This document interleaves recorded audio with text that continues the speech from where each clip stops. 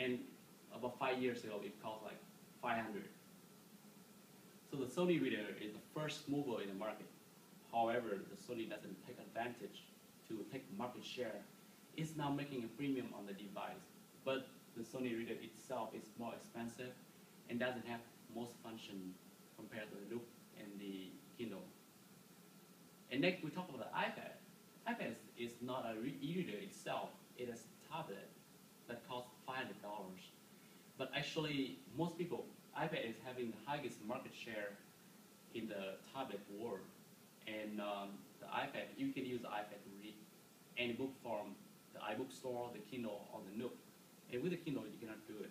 So, and also with the introduction of the new iPad mini, priced at only $329, the iPad is possessing a very dangerous threat to Amazon strategy itself.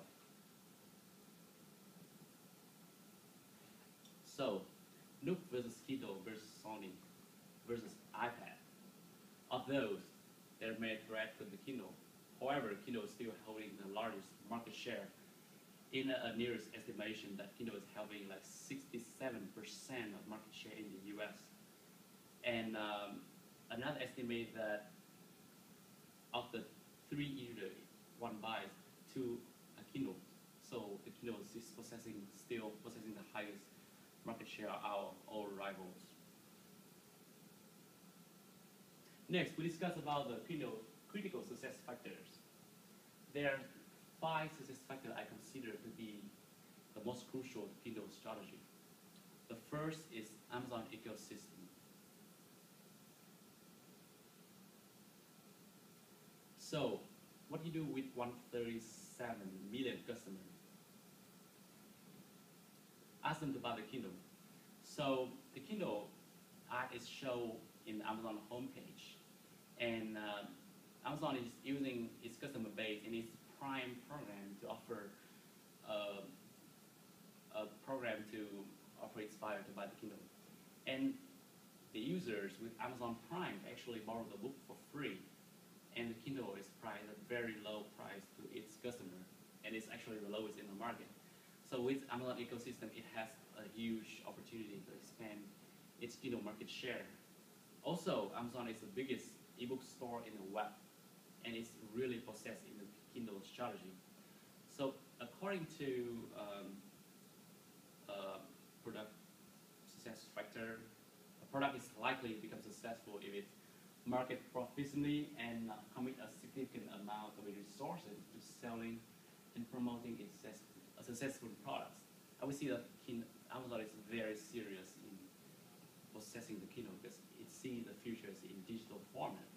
The Sony doesn't see it, and the Sony, even though wrapped early entrance, but the market share is pretty low compared to Kindle at this time because it doesn't devote most resources to promote the Sony reader.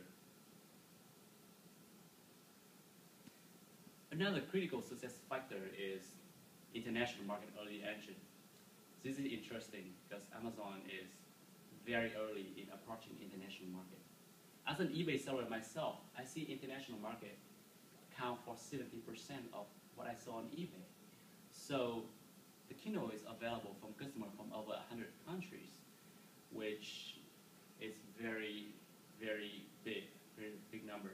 And the Kindle can be shipped worldwide. And also, in order to do this, the copyright issue have been negotiated and shaped by Amazon. For example, if one buy the book The Perfect Thing in London, the UK publisher eBury will get the sales instead of the US publisher Simon & Schuster's. So the Kindle International Edition also have the pre-installed dictionary, Unicode, and also all kind of tools needed for customer to view the book in its own language. Another success factor is high performance to cost. The Kindle is the lightest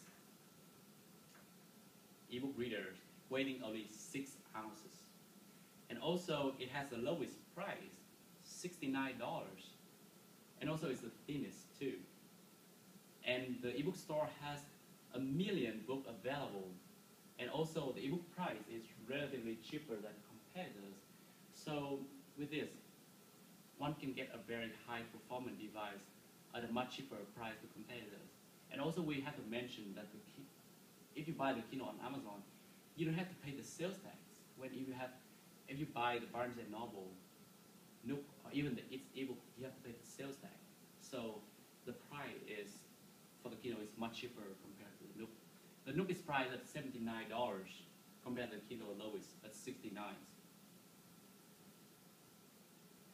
Another success factor is the well-planned R&D process. As I mentioned above, Amazon has utilized a business model to incorporate the latest technology to the device. The device is developed by Lab 126, and now the Kindle is having all kind of newest technology. It has WhisperNet, the backlight Kindle, text-to-speech, and all kind of fancy features. Please note that the backlight Kindle is much different than the backlight introduced at the Nook Low Light, because the Kindle backlight is dispersed evenly within the device, while the Nook the light is only dispersed in the top of the device, so making the Kindle more readable. And also the Kindle has the highest highest contrast rate in the e-readers.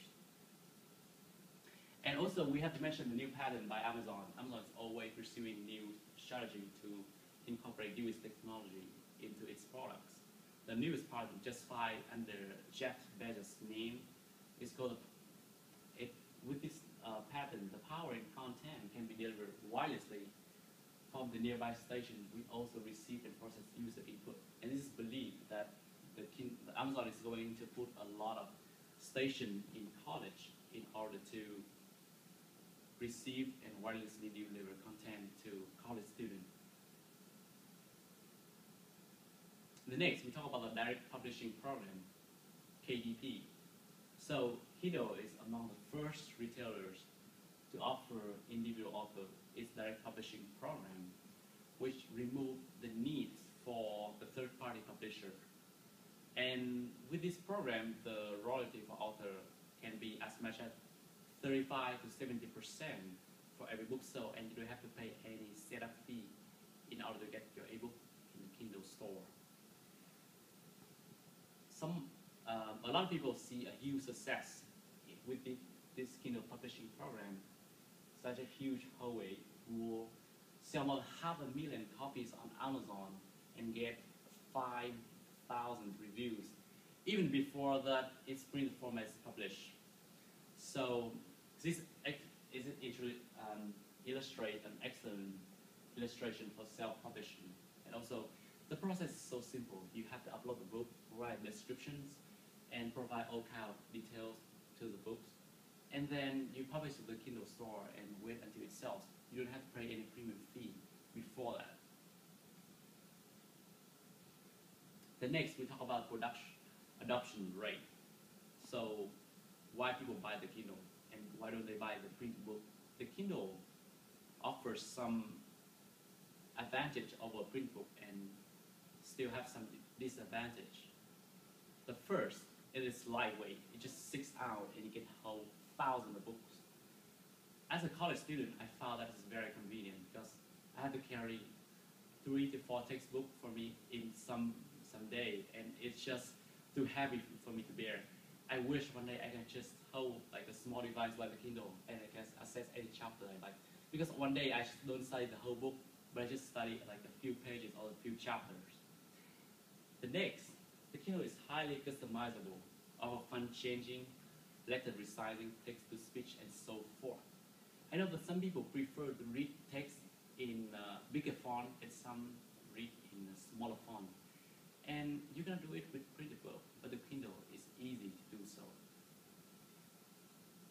The Kindle is very environmental friendly, so no tree need to be chopped down to produce an ebook, because we cut down a billion of trees every year in order to produce books, and it's very harmful to the environment.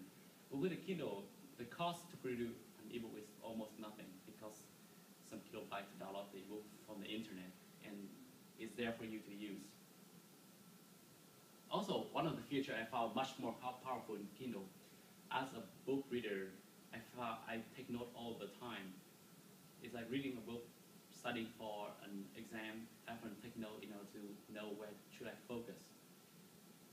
So note taking is very powerful in Kindle because the note you wrote can be referenced and edited easily in the Kindle compared to print book. If you edit in that, it will stay there forever and you cannot search it.